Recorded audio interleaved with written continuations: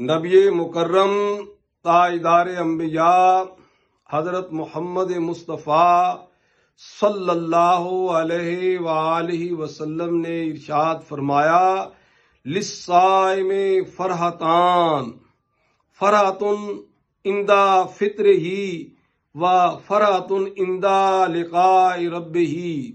روزہ دار کے لیے دو خوشیاں ہیں۔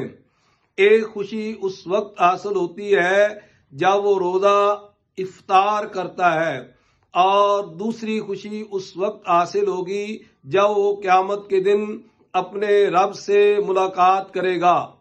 دن بھر کی بھوک اور پیاس کی شدت کے بعد روزہ دار جب کھانے پینے کی اشیاء سے روزہ افطار کرتا ہے تو اس کو طبعی طور پر خوشی حاصل ہوتی ہے۔ اس کے ساتھ ساتھ اس کے ذہن میں یہ احساس مسرت ہوتا ہے کہ روزہ جیسی بڑی اہم عبادت کی تکمیل اللہ تبارک و تعالی کے فضل و کرم سے ہوئی، اور اس کی اطاعت میں اس کے روزے کا ایک اضافہ ہو گیا۔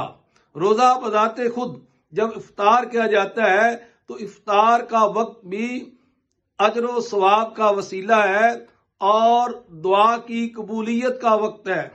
چنانچہ جامع ترمذی میں ہے کہ 3 لوگوں کی دعا رد نہیں ہوتی ہے۔ ایک روزہ دار کی جب وہ روزہ افطار کرتا ہے، دوسرے عادل حکمران کی، اور تیسرے مظلوم کی دعا۔ روزہ دار کو دوسری خوشی اس وقت حاصل ہوگی جب آخرت کے روز اللہ تبارک و تعالی اپنے دست مبارک سے روزہ دار کو بے حد و حساب روزے کا اجر عطا فرمائیں گے، اور اپنے دیدار سے اس کو لطف اندوز کریں گے۔ اس وقت اس کو بہت لذت اور سرور حاصل ہوگا۔